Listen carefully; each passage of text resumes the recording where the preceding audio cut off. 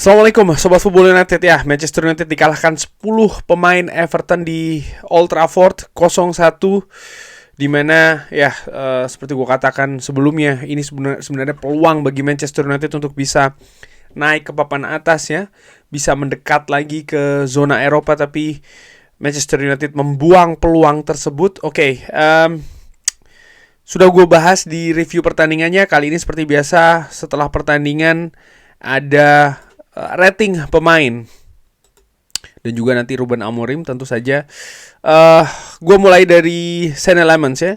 Tidak begitu banyak sebenarnya hal yang dilakukan oleh Senne Lammens, baik itu di babak pertama karena Everton setelahnya bermain dengan 10 pemain, termasuk di awal babak pertama ya. Gol yang diciptakan oleh Everton sendiri menurut gue memang oleh Dewsbury Hall ya di menit ke-29. Gol yang cukup bagus, shooting yang juga cukup keras mengarah ke pojok, sempat ditepis oleh Senne Lammens, tapi ya menurut gue ini bola yang sulit untuk bisa dihentikan. Senne Lammens sendiri 78% passing akurasinya, ada 25 total touch di sana. Ada satu tackling yang dimenangkan, hanya ada satu duel yang dilakukan, tidak ada shot yang diblok oleh dia. Tampil menurut gue ya karena juga tidak terlalu banyak ujian yang dihadapi oleh Senne Lammens, gue beri dia nilai 6. Leny Yoro ya di babak kedua utamanya lebih sering membantu lini serang Manchester United di babak pertama, terutama di sekitar 20 menit awal. Menurut gue tampil sebenarnya agak sedikit meragukan ya, bagaimana dia banyak memberikan space juga untuk para pemain Everton ketika mereka menyerang, tapi dengan bermain 10 pemain Everton, ya Leny Yoro menurut gue tampil justru lebih membantu sebagai build up ketika Manchester United sedang build up di permainan, terutama di babak kedua. Ada 5 duels yang dilakukan, 10 total duels ya, 7 dimenangkan, 90% passing akurasinya, bahkan 93% ini dilakukan di daerah pertahanan lawan. Tampil cukup tenang menurut gue pemain belakang muda dari Prancis ini, gue beri dia nilai 7. Luke Shaw juga sama perannya dengan Leny Yoro, terutama ketika Everton turun bermain dengan 10 pemain ya setelah kartu merah. Luke Shaw lebih didorong ke depan, lebih banyak membantu serangan. Ada beberapa crossing juga yang berusaha untuk dilakukan oleh Luke Shaw, ada 4 kali crossing tapi tidak ada yang berhasil. Passing akurasi 92%. Ya ini juga menurut gue merupakan sebuah fakta dan menjadi masalah bahwa kemampuan crossing dari beberapa pemain Manchester United menurut gue tidak cukup baik di pertandingan tadi, termasuk juga Luke Shaw. Tapi dari sisi pertahanan ada 4 tackling yang dilakukan, 3 berhasil dimenangkan, cukup rajin dalam melakukan duel, ada 14 duel, 6 berhasil dimenangkan, 1 interception, 1 clearance. Gue beri dia nilai 7. Nilai yang kurang lebih sama juga untuk Matthijs de Ligt, tampil cukup solid sebenarnya di lini belakang Manchester United. Terlepas adanya gol di babak pertama, tidak ada tackling yang dilakukan, ada 4 clearance, 2 interception, 11 duel, 6 berhasil dimenangkan, 92% passing akurasi dari Matthijs de Ligt. Ada 3 total shots yang dilakukan, termasuk di babak kedua ya, ada ya menurut gue ada bola yang sayang sekali tidak bisa ditendang dengan keras oleh Matthijs de Ligt. Lalu juga dari corner di injury time yang masih membentur pemain Everton. Mungkin sisi kurang beruntung juga bisa ya, bagaimana Matthijs de Ligt yang sebenarnya pemain belakang ya kan, tapi dengan tampilnya 10 pemain Everton, tugasnya justru berubah nih, lebih ke mendukung serangan dari Manchester United. Gue beri dia nilai 7. Casemiro tampil 58 menit, ada 1 kartu kuning yang didapatkan oleh Casemiro. 89% passing akurasi, ada 2 total shots, ada 7 duel, 3 berhasil dimenangkan. Ketika Everton bermain dengan 10 pemain, sebenarnya gue berharap Casemiro ini bisa lebih maju ke depan membantu lini serang Manchester United. Kenapa? Karena Everton punya kecenderungan menumpuk pemain di daerah pertahanannya sendiri ya. Tapi itu justru tidak dilakukan Casemiro. Dia justru lebih sebagai gelandang bertahan, di mana menurut gue ini sebenarnya tidak perlu banget dilakukan. Dia menurut gue harus lebih membantu penyerangan Manchester United. Dia punya kapasitas itu tapi tidak dilakukan ya. Gue beri dia nilai 7 di pertandingan tadi. Ada satu kartu kuning juga yang didapatkan oleh seorang Casemiro. Bruno Fernandes, kapten dari Manchester United ini tampil tanpa lelah, terutama di babak kedua. Bergerak dari kanan, kiri, ke depan, turun ke belakang, berusaha untuk mengcover. Ada 2 umpan kunci dari Bruno Fernandes, ada 6 crossing, hanya 1 yang berhasil, ada 93% passing akurasi, ada 5 total shots, ada 1 yang on target, 1 yang di block, ada 1 peluang besar di babak kedua dari dekat gawang dari Jordan Pickford yang sayangnya tidak bisa dieksekusi dengan baik oleh Bruno Fernandes. Bolanya justru melambung ya. Tacklingnya 100%, ada 3 total duel yang dilakukan, ada 7 recoveries juga yang dilakukan. Ya menurut gua sulit memang menghadapi Everton yang numpuk pemain parkir bis, utamanya di babak kedua. Bruno berusaha tapi tidak dalam situasi ataupun kapasitas tertinggi ya menurut gua di pertandingan tadi. Ada beberapa usaha, ada beberapa inisiatif, misalnya tendangan jarak jauh yang dilakukan oleh Bruno Fernandes. Tapi gue menilai ya dia tidak pada level yang tertinggi yang mungkin seharusnya bisa dilakukan oleh Bruno. Sehingga gue beri dia nilai 7. Mazraoui tampil 45 menit sebelum di babak kedua sudah langsung digantikan oleh Mason Mount. Tidak tampil maksimal menurut gue ya. Passing akurasinya 90%, tapi di daerah pertahanan lawan hanya 67%. Crossing 2 kali, tidak ada yang berhasil. Hanya 3 duel yang dilakukan. 1 interception, 1 clearance. Gua menilai penampilan dari Nocer Mazraoui buruk bahkan di babak pertama utamanya ya. Tampil tidak jelas.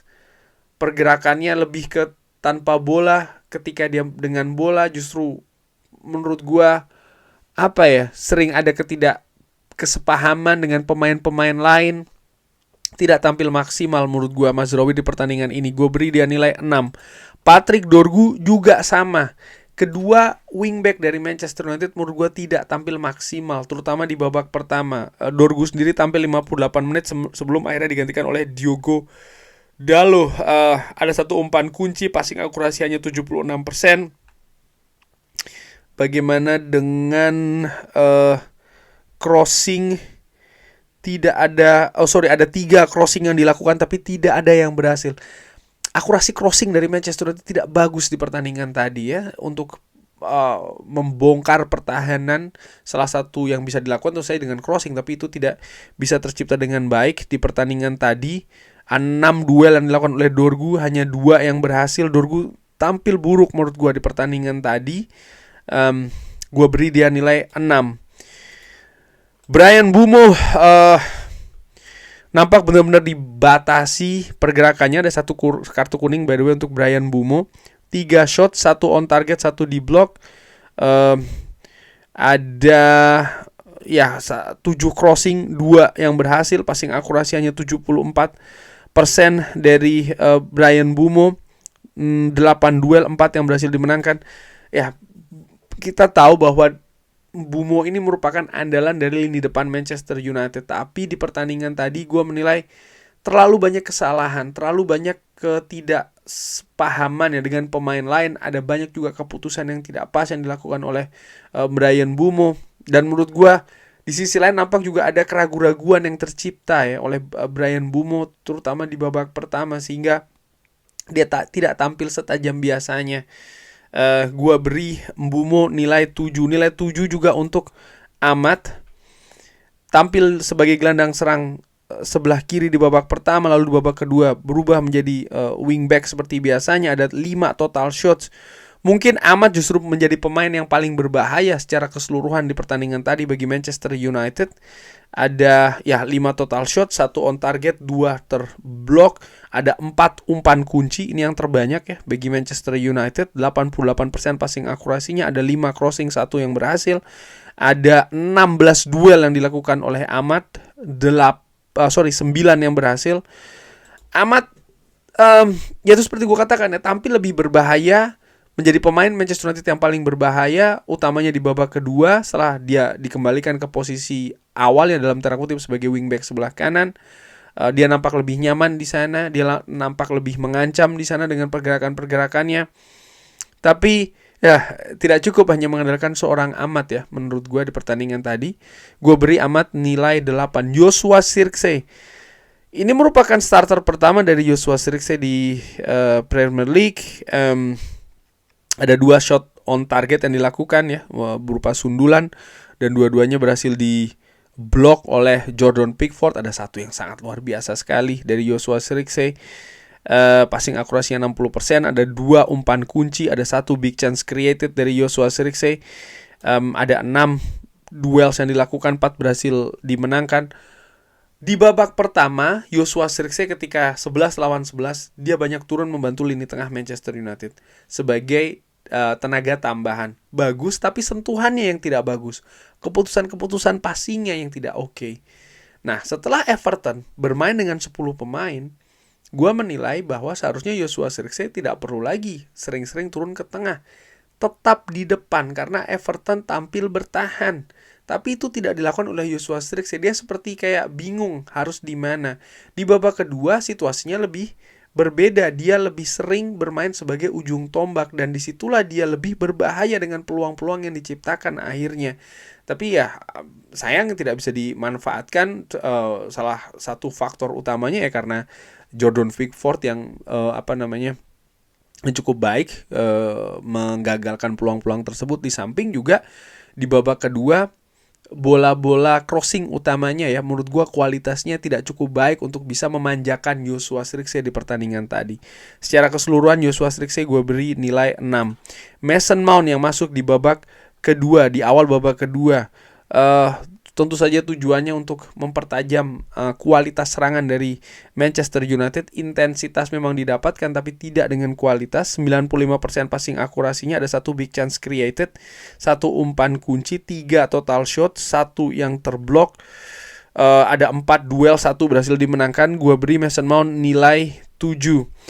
Diogo Dalot yang tampil menggantikan Dorgu, menurut gua ya mungkin Dalot tidak memuaskan penampilannya, tapi kalau dibandingkan dengan Dorgu, gua nilai lebih baik daripada Patrick Dorgu, terutama di babak pertama. Tampil dari menit ke 58, ada 2 tackling yang dilakukan, 1 yang berhasil, ada 4 duel, 3 berhasil dimenangkan, ada 1 crossing tapi tidak menemui sasaran.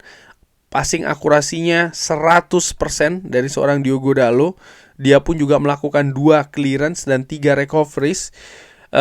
Dari sisi pertahanan menurut gue dia tampil lebih tenang. Sisi penyerangan ya ini merupakan tantangan besar ya menghadapi tembok kokoh Everton yang banyak menumpuk pemain sebenarnya. Namun demikian gue nilai Dalot lebih baik daripada Dorgu. Gue beri dia nilai 7. Kobbie Mainoo yang menggantikan Casemiro, 1 umpan kunci, 2 crossing, 1 yang berhasil, 85% passing akurasi, tidak ada tackling yang dilakukan. Memang nampaknya fokus lebih ke penyerangan. Ada 1 solo run yang dilakukan oleh Kobbie Mainoo tapi dia kehilangan keseimbangan. Gue sebenarnya berharap lebih banyak umpan kunci ataupun shoot dari Kobbie Mainoo. Tapi dia terlihat kayak kurang nyali di pertandingan tadi. Gue nggak tahu, mungkin ada keraguan-raguan atau seperti apa. Tapi tidak seperti Kobbie Mainoo yang gue harapkan, di mana dia sempat ya beberapa musim yang lalu misalnya di Mourinho ketika Manchester United menghadapi Wolves juga sempat ketinggalan, lalu Kobbie Mainoo bisa menjadi pemecah kebuntuan di sana. Gue harapkan dia bisa menjadi pemain itu di pertandingan tadi, tapi tidak tampak ya.